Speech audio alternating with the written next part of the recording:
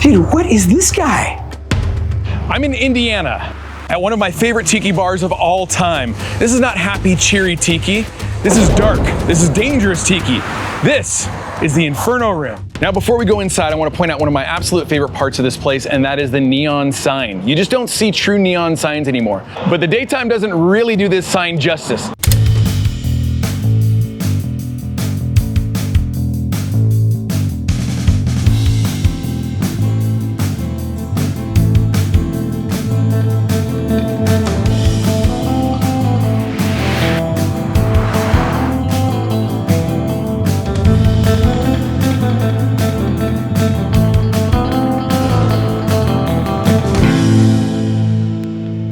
Chris Coy, how you doing, dude? Great, man. It's good to see you. Yeah. Welcome back. Thanks for having us back at the Inferno Room. We haven't actually done like a full professional tour before. I don't think anybody really has. Would you be interested in doing that? Yeah, let's do it. All right. First of all, the collection of stuff is insane. Yeah. We've got a very large collection that we've stumbled into very luckily from an anthropologist that lived in Papua New Guinea, studied over there for many years. We've got a lot of pieces of authentic early 70s to mid 90s roughly. Okay. Like I always say, if you see something in there that's old, dirty, and dusty looking, it's old, dirty, and dusty.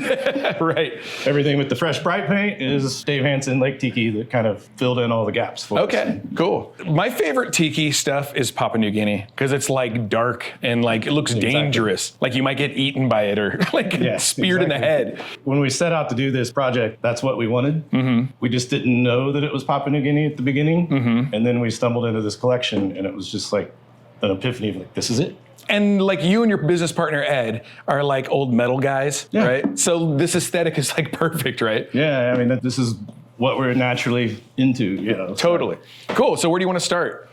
Well, I mean, when you walk in the door, you know, you're stepping in off the sidewalks of Indianapolis, and this is, you know, escapism at its finest. Once that door closes behind you, you're in a whole nother world now. Totally. And this wide open atrium here with, we affectionately call him Big Mo.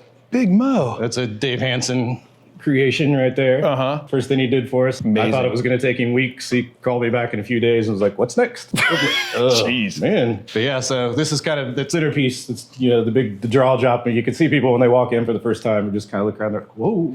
Yeah. Well, especially in a place like Indiana, where it's just like so far removed from any of this stuff. You know, it's like not by the beach. It's not a tropical island.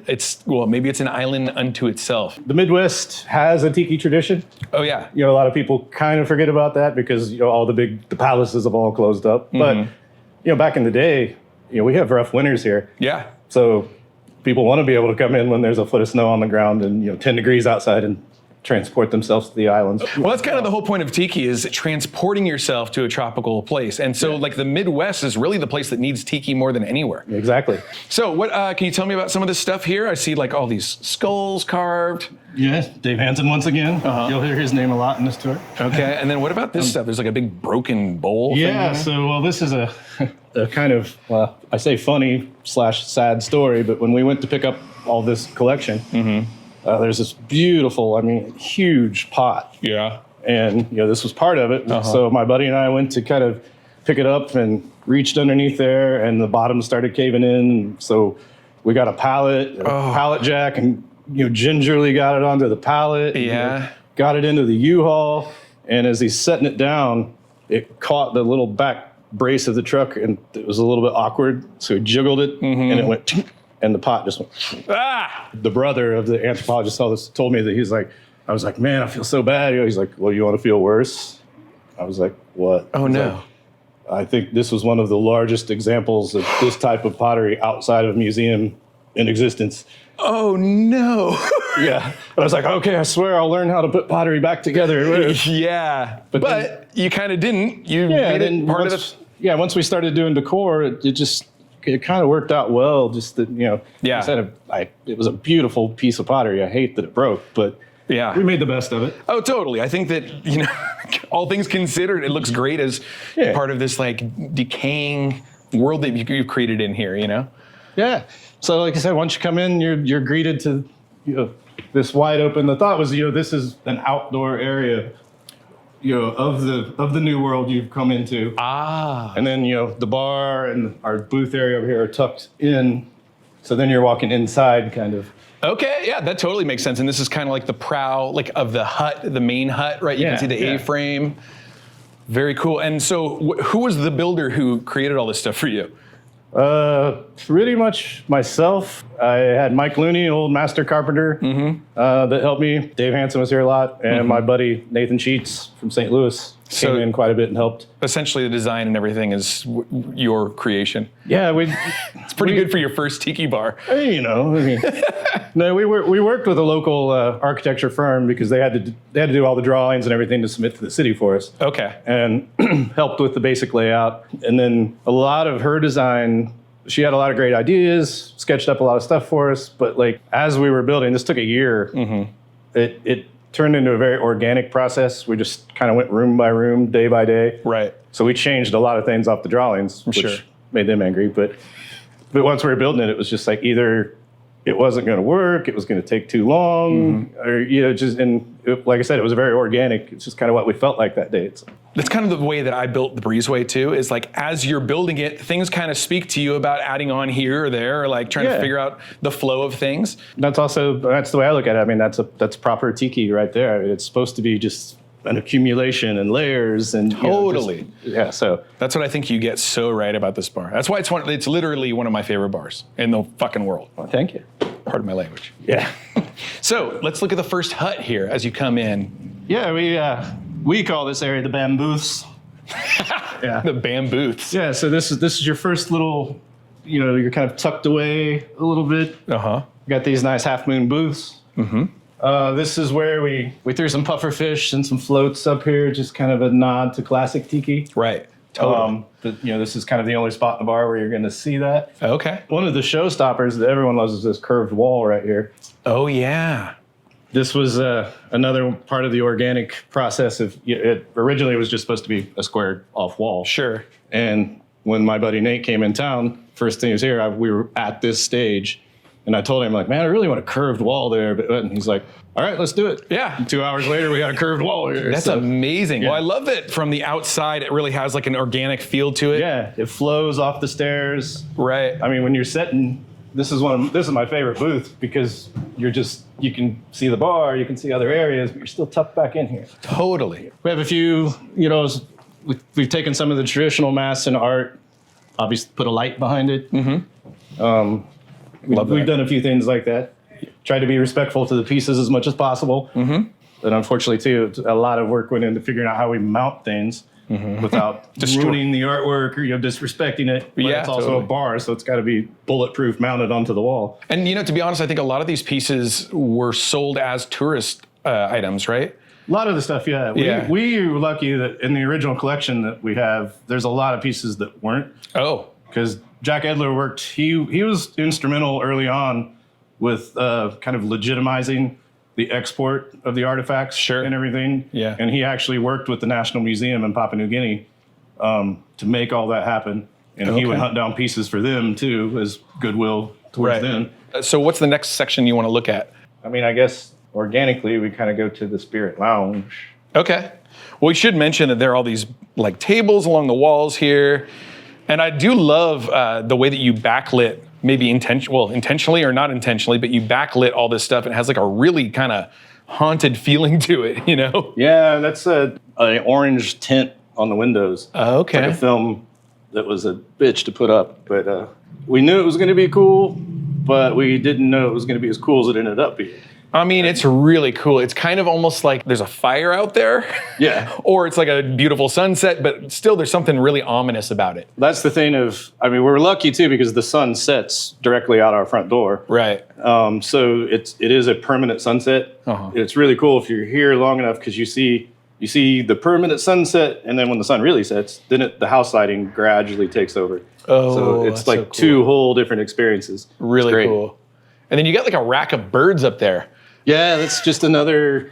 We had a box of birds in the collection, and it's like, what do you do with this? Yeah, we're just sitting there. And my buddy Nate, that was helping me at the time, like I said, he came in from St. Louis, a few weeks here, a few weeks there, and he was just like, "Let's put him on a perch."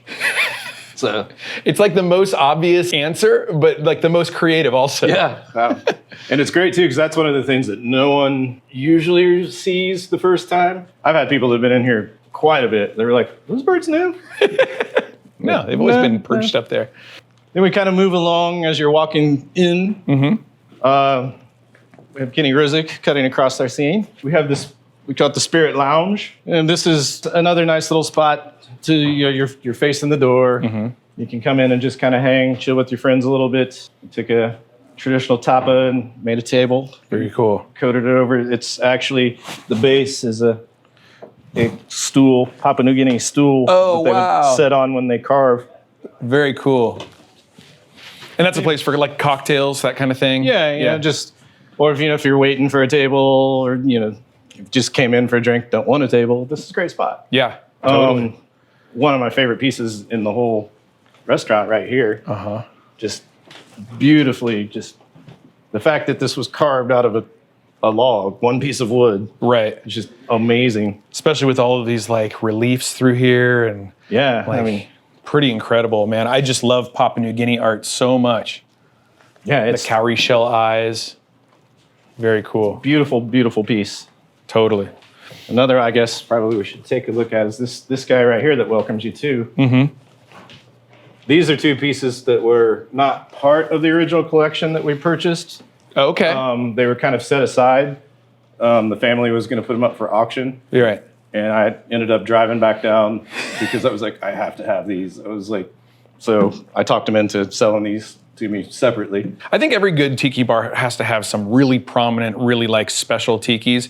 And not only do you have this one up here, but also these things are just like unmistakable. You know what I mean? Yeah. Really cool. It's cool too because like Tom Big Toes, he's taken this piece and like put it into some of his art that he's done for us. Oh, cool. We've got another guy over in the merch cab that he's, stylistically done up. And it's actually on the mural he's painting for us right now too. So wow. We're doing a mug with Tiki Farm right now that's off of this piece over here. Okay. Just took this piece and made it a mug. Yeah, it's super cool. Going to be awesome. And then also, like, we didn't really talk about the backside of the door here, but you have these two poles. Yeah. Really cool poles.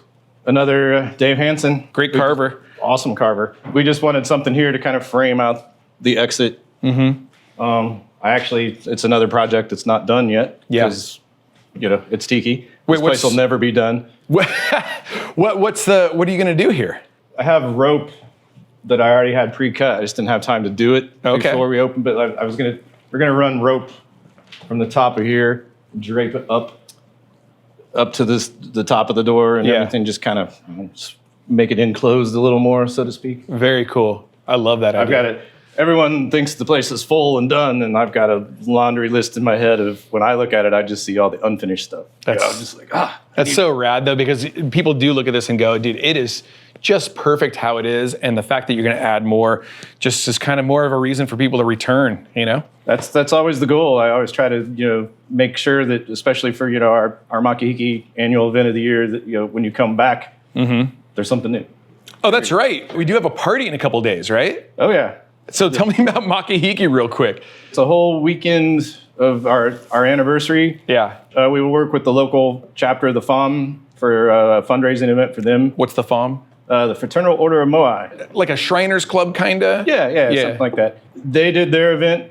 They're on their 10th year. We're on our 6th year. Okay. But they did it every year around the same time. So 4 years ago, we decided to just kind of combine for the weekend. Right. So the big party in the parking lot with tent and bands and everything, that's called Makahiki. Okay. And then that's coming up in the next couple of days, right? Oh, yeah. So are you ready for that event? I don't know, man. It's crazy. There's a lot of stuff that goes into this. And we're getting there. Okay.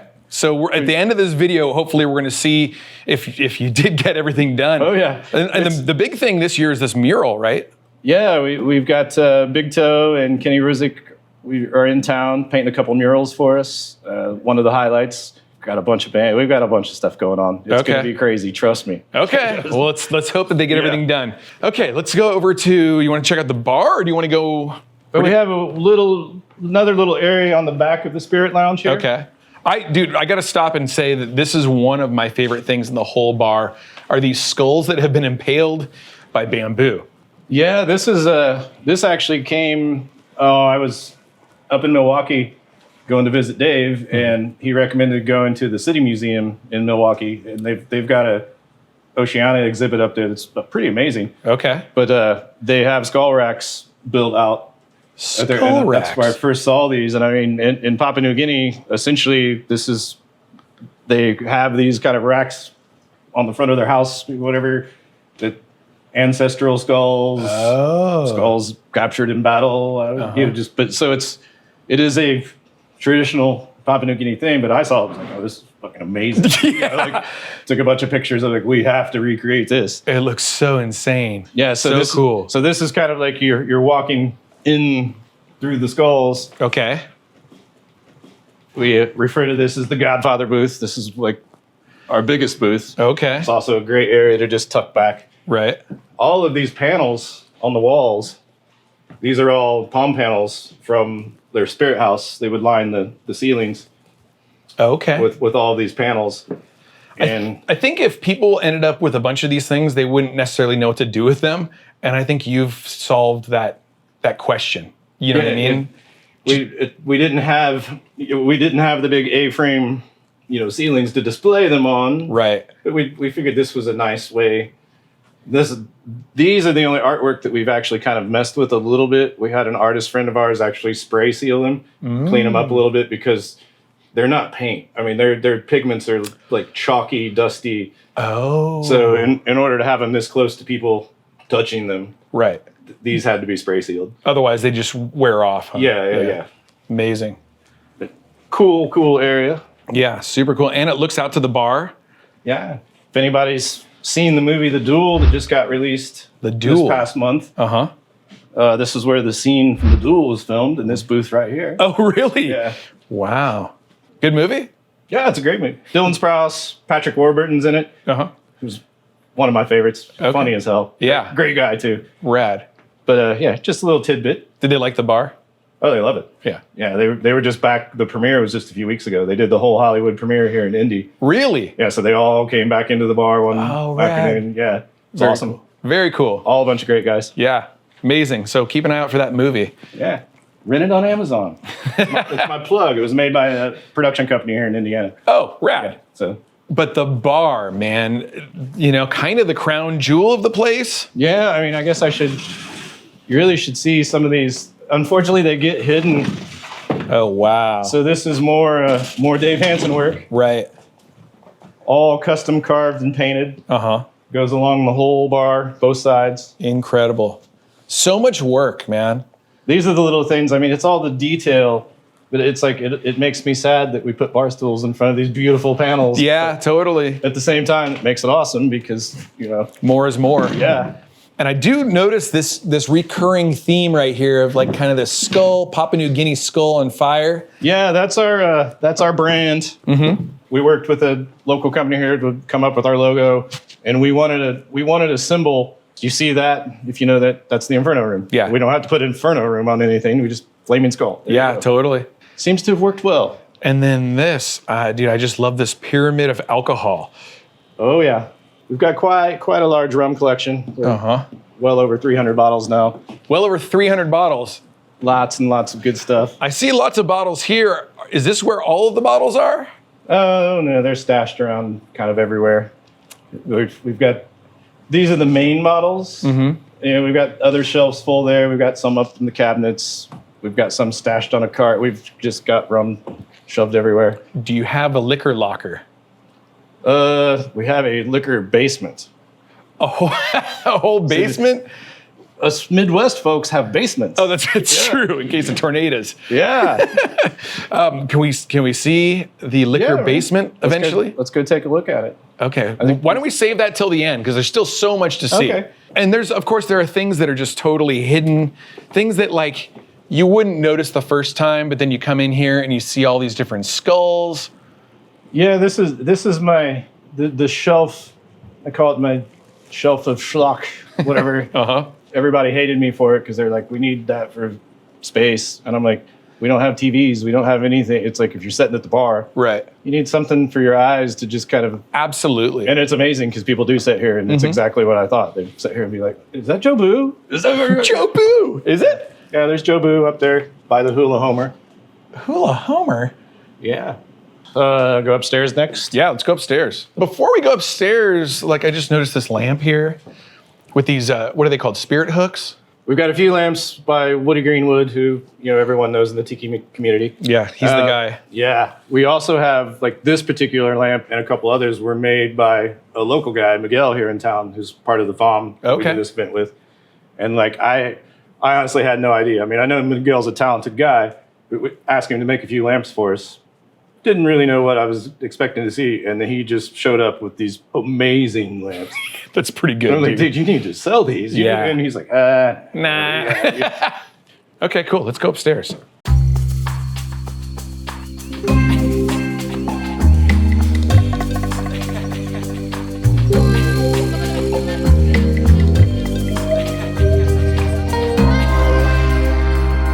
Up the skull treads.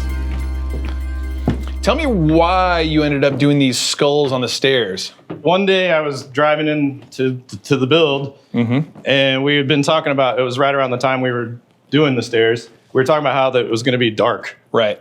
And I happened to be driving past this old bar, and they had a big fluorescent paint strip on their tread on their patio. Sure. And I was like, okay, we need something on the risers themselves. Preferably not fluorescent. Yeah. So I got on the phone to Dave and was like, how about skulls? Can you carve me some skull like risers for our stairs? Totally does the job. Yeah, it came out awesome. I've also now inspired lots of people, I guess. I've talked to quite a few people like, I stole that idea from my basement stairs at home or things like that. No way. I did notice as we come up here, all of these guys up on the walls. Yeah, this is kind of the museum portion. These aren't tourist pieces. Okay. I mean, these, you're not putting this in your suitcase and flying home. Yeah, no, you're not. I mean, this guy's another amazing just to look at of like, this is a single piece of wood. They just carved all of these spines. And I mean, it's amazing. Yeah, incredible art. We were just super lucky to get them. A lot of these were carved for their yam harvest festivals. Oh, okay. Yams are their big staple crop. And then what do they do with them? And I mean, in the old days, they just burned them. Got rid of them. No. Then they figured out that, people will pay for these. So yeah. We certainly will. Yeah. And if we're able to like help that society by and contributing some money to it, like that's great. So this is like I said, this is kind of the museum-esque portion, the big masks. It's amazing. It was quite an experience mounting all these across here. Oh my God, yeah. Yeah, it was definitely a forget where you're at, don't look down. Yeah, it's we're up pretty far here. Yeah. And then this thing is terrifying. So this is a ceremonial headdress. Okay. It's supposed to have a red light inside of it. Oh, okay. So the eyes glow red. And every time I go into the Breezeway, I'm like, another light bulb's out. Yeah, I know. Yeah, great. Totally. The other part of it, fun with Tiki. I know, right? Upkeep. Upkeep, yeah. It's a crazy piece. Mm-hmm. I mean, I've seen a few in museums here or there, but definitely not one you see in many people's home collections. Yeah, no, not at all. Well, first of all, it's massive, and then I think they would wear that, right? Yeah, they did. I put it on for Halloween one year. Are you serious? But I realized that we're much bigger than. They're trying to find the armholes, and I had to do like a T-Rex kind of thing. Oh, right. Yeah. That's amazing. But yeah, very, very cool piece. And then up here, it looks like this whole board was carved. Yeah, it's more Dave Hansen. More Dave Hansen. Yeah. Like I said, his name's going to come up. Totally. Everything we talk about. This was just a structural beam. Originally, we had it painted black. Just as we were going along, I was like, we need covers for these because I knew he could do some awesome stuff. Yeah. So, and again, more is more, in Tiki, for sure. Like I said earlier, I've got a list a mile long of things that are going to happen. Originally, when we opened, we had lounge furniture in here, nice bamboo furniture and everything, but that was a complete disaster, pain in the ass. How come? Just people, we were finding liquor bottles and shoved between cushions and liquor bottles. Yeah, little baby little pints or something. People would bring their own booze in. Yeah, didn't you know that? Bring your own booze to the Tiki bar, right? What in the world? And then people were throwing parties up here essentially because they would show up with like 4 people, right? And then start calling their friends, and the next thing you know, you've got like 14 people in here, and we don't allow standing room. Oh, everything here is seated. Why is that? Civilized. Civilized. First, we want it to be relaxed, right? and we want people to be able to like get up and walk around and enjoy the artwork and check it all out. We came to the decision at Lost Lake in Chicago right before we opened. Ed and I were up there, and they allowed limited standing room, but we were just packed into the bar. Oh. And luckily, we knew the people that were sitting in front of us or sitting at the bars, but you just had to keep reaching across them to get you. Yeah. Yeah, we don't want this. We want a chill, relaxed vibe. So I'm not a bar owner, but as somebody who does business, I would feel like you're throwing away the opportunity to make more money. Yes and no. Yeah. I mean, you are in the short term. Right, but like at what cost, right? Yeah, in the long term, I mean, when we first opened, I mean, this was a novel concept for Indianapolis, trust me. Yeah. When you're telling people to wait outside, for their table. But 9 times out of 10, you'd have them come back to you later and be like, you know what, now I get it. I really appreciate that because it was nice and relaxing. And, Do you also get the complaints about no TVs for especially like this is a big sports town? Yeah, a little bit, but Yeah. I mean, once again, too, I mean, now that we've been around for 6 years, People get it. Yeah, they get it now. Good. One of my recent videos about Kowloon, I was talking to one of the owners, and he was talking about, have you been to Kowloon? I have not. There's like a big pond that runs through the dining room. And he said that his father used to get people from like other restaurants saying, why don't you get rid of that pond? You're sacrificing tables. Yeah. And he goes, no, this is what people come here for. Right. So. It is the experience. Yeah. And like I said, short term, yeah, you're losing some money, but long term, it works out for the best. I think that's a testament and a lesson to anybody who wants to open a tiki bar that sometimes quality over quantity. Yeah, I mean that's the way we approach this from the beginning about everything. We're like, if we're going to do this, we want top-notch decor. We want top-notch drinks. We want top-notch just guest experience. Totally. And we're not even finished yet. There's a whole other room that is a tribute to one of the Midwestern tiki legends. Yeah, so this is the Kahuna Lounge. Okay. Named after one of the last tiki bars in Indianapolis that closed, I think early 80s. Oh. It went through various kind of names, but the Kahuna Lounge was the bar inside of it. So we took that. Over here, the sign on the wall. This is actually their cocktail napkin. I took a photo of the cocktail napkin and sent it to Dave Hansen and said, make a sign for us. Well, Dave's incredible at making like really detailed signs of vintage tiki bars. Yeah, So that's amazing. Yeah, really and cool. then we have some of the mugs. Oh, from the Kahuna Lounge. From the Nobby's. It was Nobby's Mai Tai, then like it took on a bunch of kind of a transitional thing. From standing from back here, I don't recognize any of those. Yeah, they're just. Are they pretty rare? You see them pop up on eBay here and there. They're orchids. Okay. Old orchids mugs that they had Nobby's branded onto. Okay. Nobby's Mai Tai. Dude, that's so cool. I love that you have a reverence for like the history of the region. Yeah, I mean that's also part of paying tribute. Trying to, and that's another thing of like we're getting people into tiki and the history of it all. Right. It's not just a kitsch thing. Right. I mean, it's not. People look at it as a kitsch thing, but it's so much deeper than that. Yeah. We've got some Whitco mixed in here and there. Look at that Whitco, and then just everywhere you look, there are these big masks. This is one of my favorite spots in the entire bar right here because you can sit at this rail, have a drink, quick snack, whatever. But you can sit here, you can see the front door, you can see the bar. You just it's people watching 101 right here. Yeah, it's kind of an overlook. Look at that view. Dude, that is so cool. And there's a whole other section like right across the way. Yeah. But before we go over there, so there's a lot of trim that has been carved. Yeah, miles, I swear. Miles and miles of trim. Once again, guess who? Dave Hansen? Dave Hansen. Totally. And then I noticed these lamps over here, which I thought were pretty funny, but like so appropriate. This is I can't remember now. It's pretty much a borrowed, quote unquote, idea from an Etsy shop. Mm-hmm. Okay. They're Crystal Head vodka bottles. Oh, Dan Aykroyd. Yeah. Not sponsored, by the way, but Dan Aykroyd, if you want to hang out, so this is the place for you. I found some sconces, at Lowe's and flipped them upside down and figured out a way to hang the skulls from them and just made them look like they're supposed to be here like this. It's so rad. Same way with the lights. in the windows here, these were table lamps that were sold at Lowe's. I would never have guessed that these. Yeah, because it works perfect because the opening on the bottom is what held it, on the table. Right. I just took it apart, painted them. And then you literally use this open light to illuminate the food or drinks or whatever. Just a happy accident. So who tied those knots? Oh, they sold them that way. They were already. Oh. It was a float table lamp. No way. Yeah. That's amazing. And what sucks is they don't make them anymore. Oh no, Lowe's. Yeah, come on, man. Get it together. But yeah, just another repurposed thing. So before we go, there are a couple of lamps in here that I noticed. This looks like a drum lamp. These are the Woody lamps. Oh, Woody Greenwood, right? Yeah. Yeah, incredible lamp maker in the Tiki scene.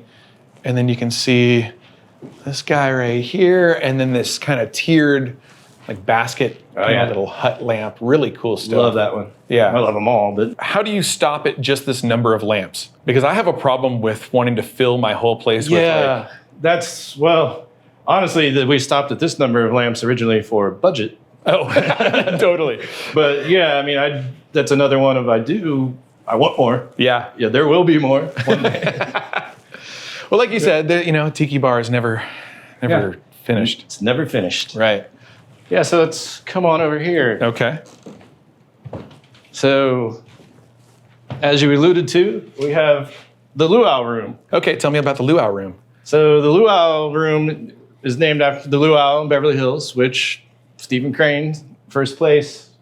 Stephen Crane, I always say the forgotten about of the big three of Tiki. Yeah, totally. Trader Vic, Don the Beachcomber, and then Stephen Crane. Yeah. But that's Beverly Hills. So why are we talking about him out here in Indiana? Well, he's originally from Crawfordsville, Indiana. Oh. So that's the tie-in with the bar here and then this room. This was the logo of the Luau. Right. So if you come on in here, we also have more Papua New Guinea things in here, but Dave carved the Luau trim for us along the windows. Wow. Then we also have Stephen Crane, little bio and picture up here. Wow. So people that don't know who he is can sit here and check it out and read it. And he was like a really interesting character too, like dated starlets and had several wives, and there needs to be a movie made of his life. there really does. He was a con man. Yeah, totally.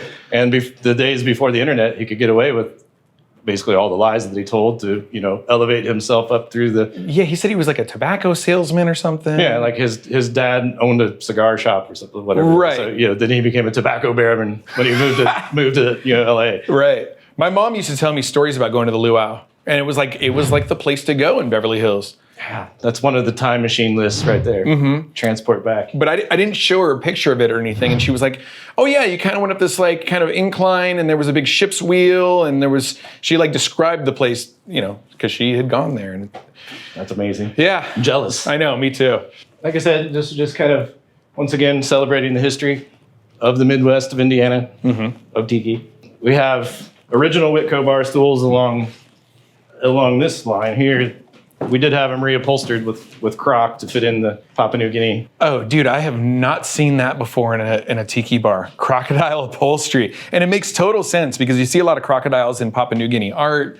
Yeah. I wanted these Whitco highbacks, but there was no way in hell we were ever going to find this many of them. Right. The bar stools we amassed here and there and whatever. Yeah. But these chairs, no way. So my buddy Nate in St. Louis, I hit him up and said, "Can you build me these chairs? Can you copy these guys?" He pretty much made Whitco copies for us. Yeah, those are amazing. They're not stained as dark. They're a little different. We decided to leave the carvings out, the natural cedar coming through, just a little different. But yeah, totally. They look great. The whole room looks so cool. This is another great lamp by Miguel here in town. Oh, Miguel did that one. Yeah. My God, I've never seen anything like that before. It definitely has a Papua New Guinea feel to it. This is my favorite lamp. Yeah. This is the one, when he brought it, I was like, holy shit, man, this is great. Yeah, you just don't see that style. I've never seen that style before, I don't think. Like I said, very, very talented guy. Right. Okay. Just a little side note here. I've always wanted to go into one of these little things, like this little, like where the servers go and do whatever they do in there, like get your checks ready. Let's go in. Dude, we're in it. We're in the thing. It's not that exciting. I was expecting more from in here. Oh, sorry. I was just exploring the spot that I'm not supposed to go in. Well, people have to work here still, too. They do. This is another one, like, we kind of tried to hide technology as much as possible. Totally. You have to have it, obviously, but Yeah. we didn't want, big POS computer displays out there for everyone to see. So Yeah. it's kind of tucked back and hidden. Yeah, that's great. So this goes back to the restrooms right here? Yeah. And then you have a ginormous chair. Yeah, we have two that we basically have no room to put anywhere, so they're kind of tucked out of the way. That's the reason I never got what do they call them? Peacock chairs? Peacock chairs, yeah. They take up so much room. Well, here we can show you this. This is another funny one. Okay. Into the restroom. Oh, fun. This is the full tour. Dude, look at, what is going on here? I've been told this is from the last VIX in Chicago. So I bought this off Facebook Marketplace. No way. I rolled over to Illinois to get it. Dude. Yeah. And I bought it out of a crack house in, well, I just won't say, but in Illinois somewhere. Because when I rolled up, I was like, called back here instantly and was like, if you don't hear from me in like 20 minutes, there's a problem. How did they advertise that thing? It was just on Marketplace as Tiki statue, I believe, or something. Yeah. So they kind of knew what it was. Yeah. Yeah. But the picture of it was, you could see like white wall, white carpet, like an apartment. Right. Or something. So I didn't think anything about it till I got there, and it was a rundown shack with pit bulls and. Oh. Yeah, it was an interesting experience. Can I ask what you paid for it? Or do you not want to say? $200. 200! Dude, it kills me when I hear those kinds of numbers, but also like I'm super stoked for people to find the deals. But I did risk my life for it. Well, true. You did pay in one way or another. Yeah. I do wish I would have stuck around to ask how they got it. But Yeah. at the time, I was just like, here's the money. She's like, do you need help? I'm like, nope, got it. Let's go. Totally. We kind of veer. We try to keep it as traditional Papua New Guinea as possible. Yeah, totally. But still room to have fun. Well, yeah, we veer off a little here and there. Right. And then we have some fish floats up here in the corner. Yeah, these were leftovers that it's like, we'll just throw them up here in this back corner. The crazy thing is your leftovers corner in like the back rooms could outfit most tiki bars. Yeah, You still have a ton of stuff. Yeah, I've got quite a bit of stuff in storage that still needs to go up. Oh my God. Just all sorts of things that one day. Yeah.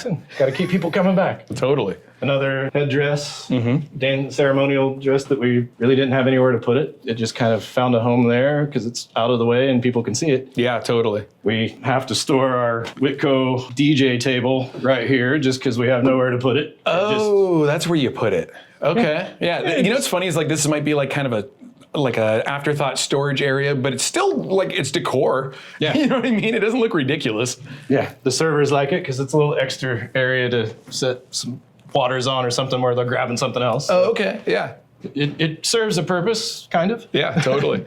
It's missing the front panels because we took all those off and made our host stand out of them. Oh. That's why it has the thatching across. Yeah, I was kind of wondering. I was like, what happened to the front? And then later on down the road, I found out that Whitco bar tops fit 2 turntables and a mixer like perfectly. Really? Yeah. And you've even got the little curved indent to stand there. Dude, perfect. Perfect DJ tables. Cool. Okay, let's go back downstairs. Yeah, come on.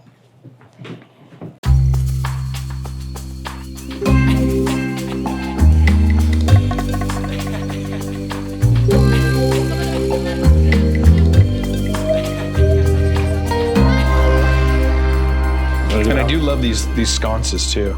Very cool. Those are oceanic arts. Which is so funny because that used to just be like an obvious thing. And now it's like, oh, like the rare oceanic arts stuff, you know? It's crazy. Yeah. During COVID, we expanded. Seems like a good time to expand. No income?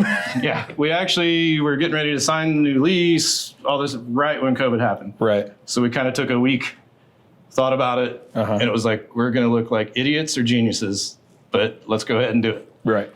So this is what kept me sane during the whole COVID shutdown because we punched a hole in the wall right here, connected the 2 buildings, and opened up a whole nother area.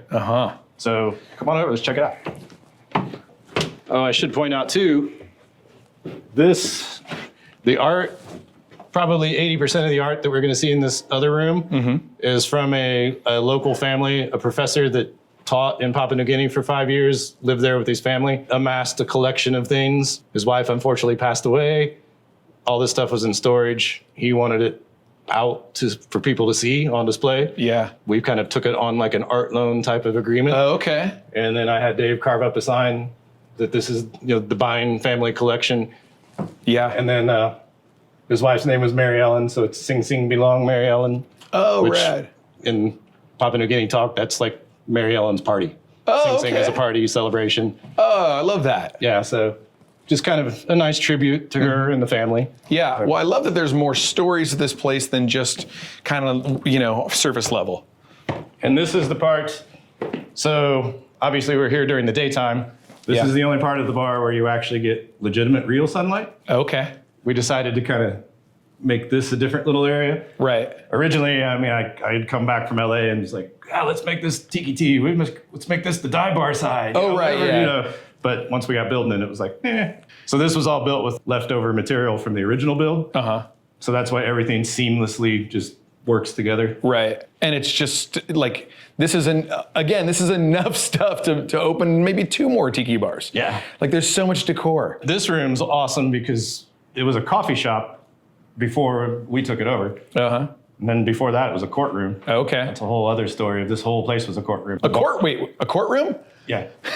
Our main bar over there was a judge's bench. No way. Jury stand, the whole 9 yards. The booth areas that we were just in a little bit ago. Yeah. Those were all holding cells. No way.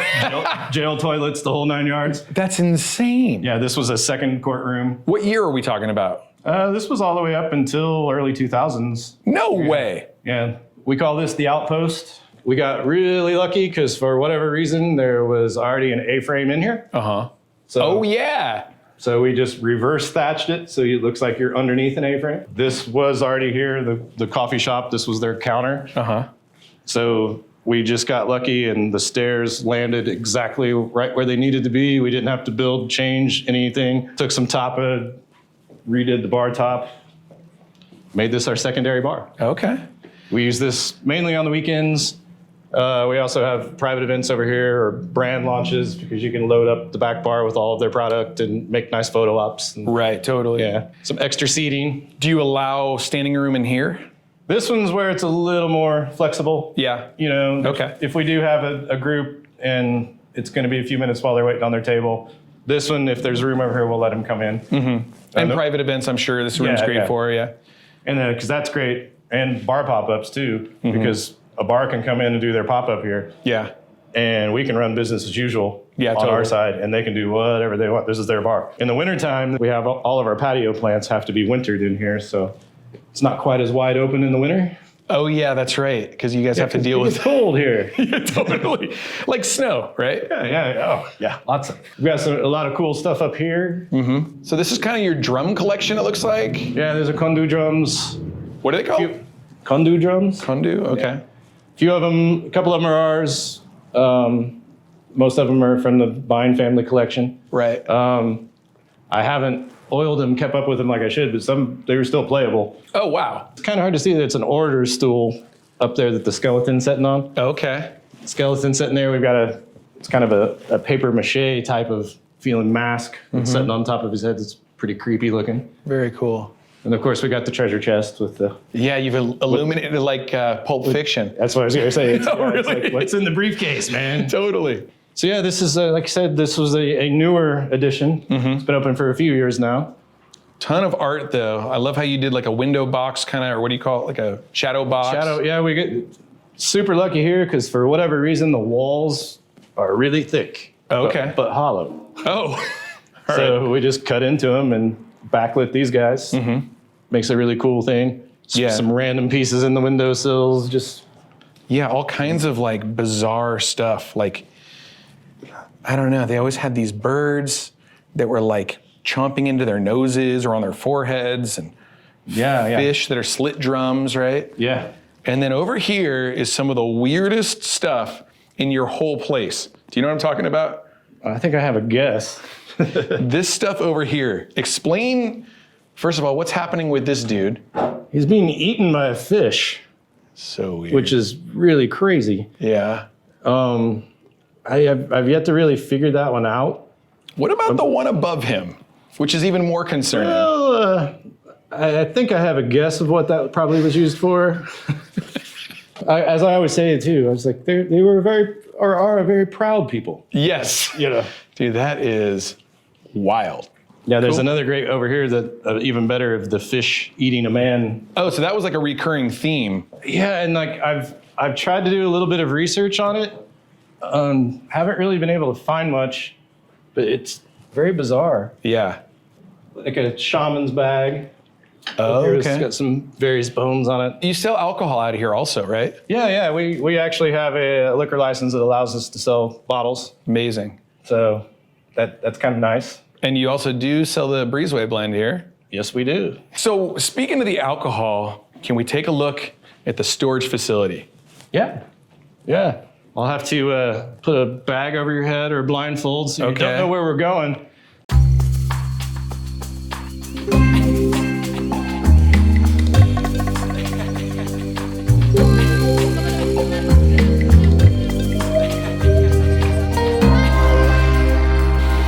Okay.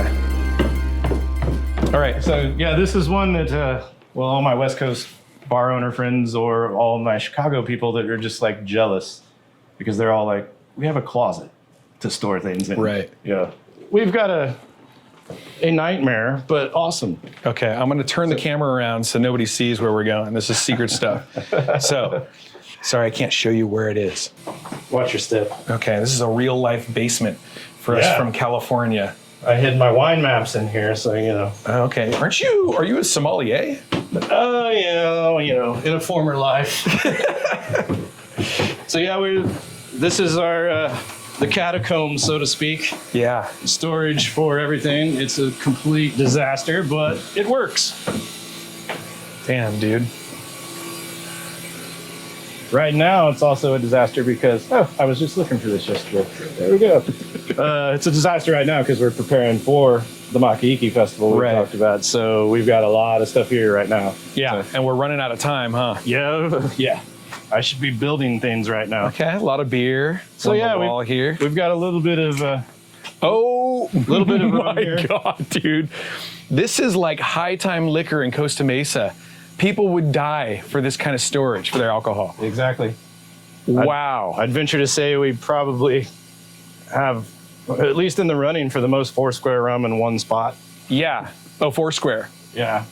Everyone nerds out on the Foursquare because it's so goddamn good. And it's all labeled. We've got a lot. But yeah, that's part of it's kind of a blessing and curse of trying to be a tiki bar and a rum bar. Right. You don't see a lot of places that do both Yeah. because, I mean, it costs a lot of money to be a rum bar. You've got to set on a lot of rum. Well, yeah, you must be sitting on thousands of dollars of rum. Yeah, $3,000 $3,000? times about 4 or 5. Oh my God, dude. And then like this right here would never happen in California. I'd just be like, dude, one earthquake and all that stuff is coming down. But I guess you don't really have that problem, do you? No, not really. So, like I said, right now it's even a little crazier than usual. Like this whole extra row right here is pretty much because of the party we're having. Oh, okay. So usually don't have quite this much, but Sheesh.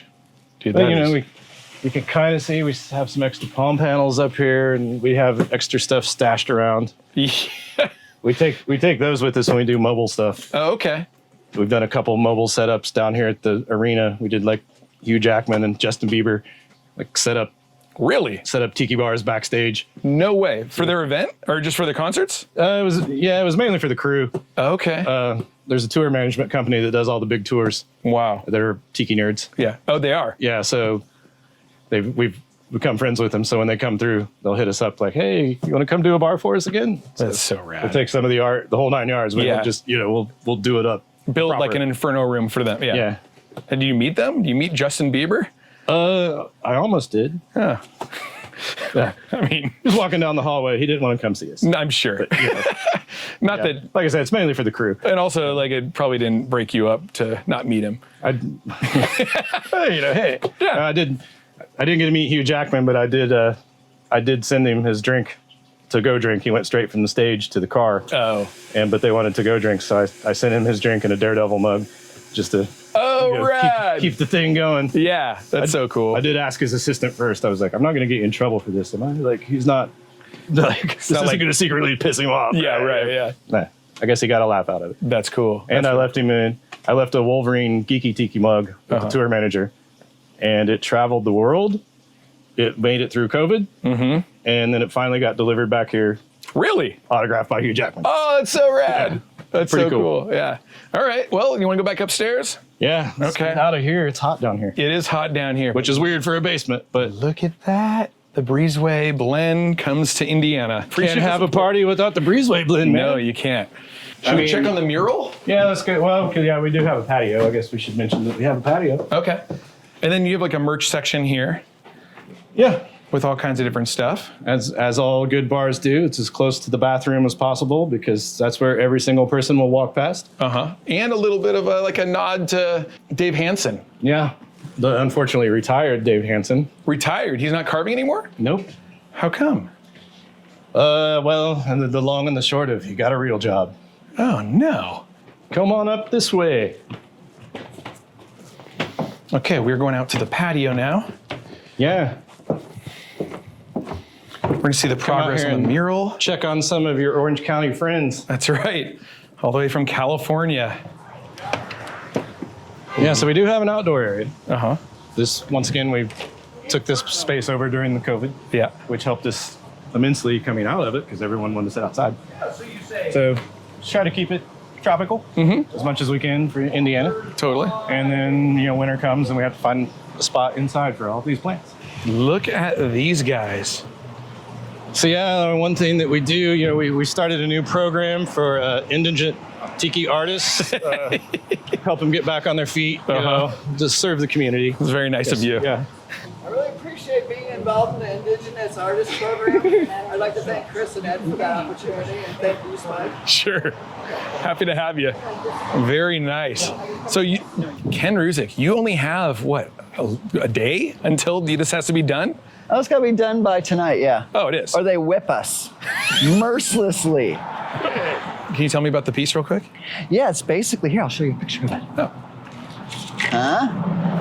Yeah, it's basically a design motif we were using before on the menus and on the hoodies that the Inferno Room did. Okay, so you've And done a it's- bunch of merch for them and stuff? Yeah, and it's basically a Polynesian river Styx. Oh, Yeah. okay.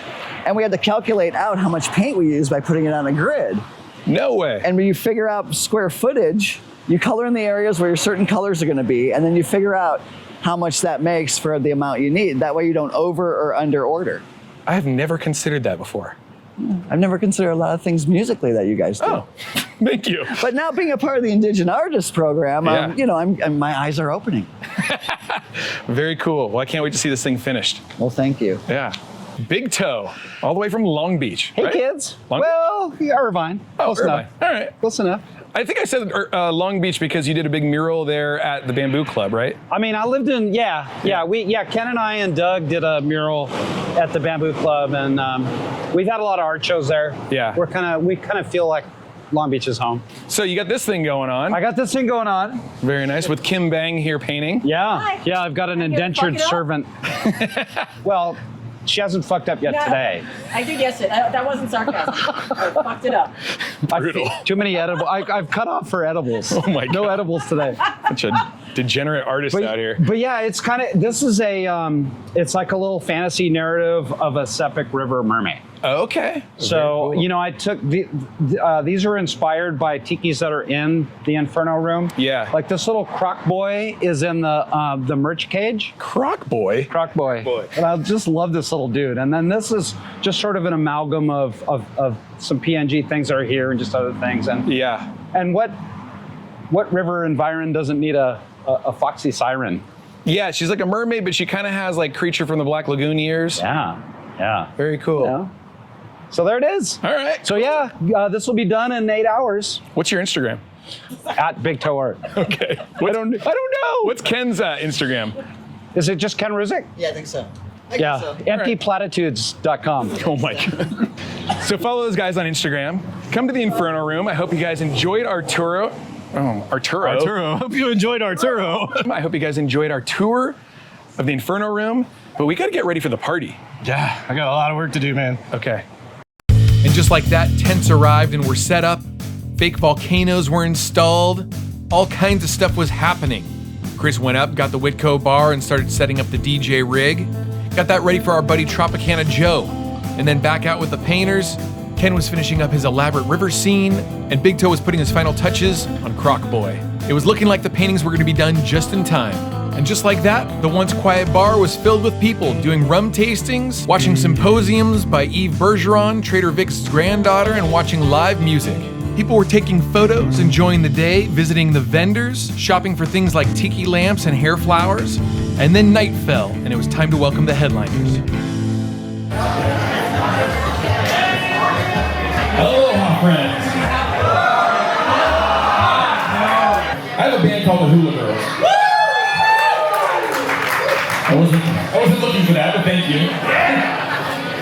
We played with this band, I was just talking to our buddies over here, 11 years ago at the Mai Kai. And that's the last time I've seen Exotica. So I'm really, really excited about this. I hope you guys are too. Ladies and gentlemen, the best modern exotica band in the world, Exotica.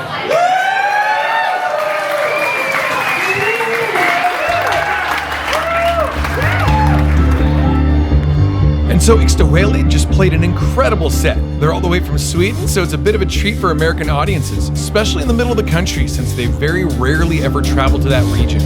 They perform their own creative exotica tracks, complete with animal and bird calls, plus some classics, things like Quiet Village. Their music was stunning, and the audience loved every moment. Even fake Ed Hamilton and fake Sunken Schooner were into it. Right after that, the burlesque show kicked off, but I missed it this year as I was prepping for my annual late night live show. And when the live show was finally finished, co-star Kendall and I were able to have a cocktail, and then the real party began. Featuring my buddy, DJ Tropicana Joe.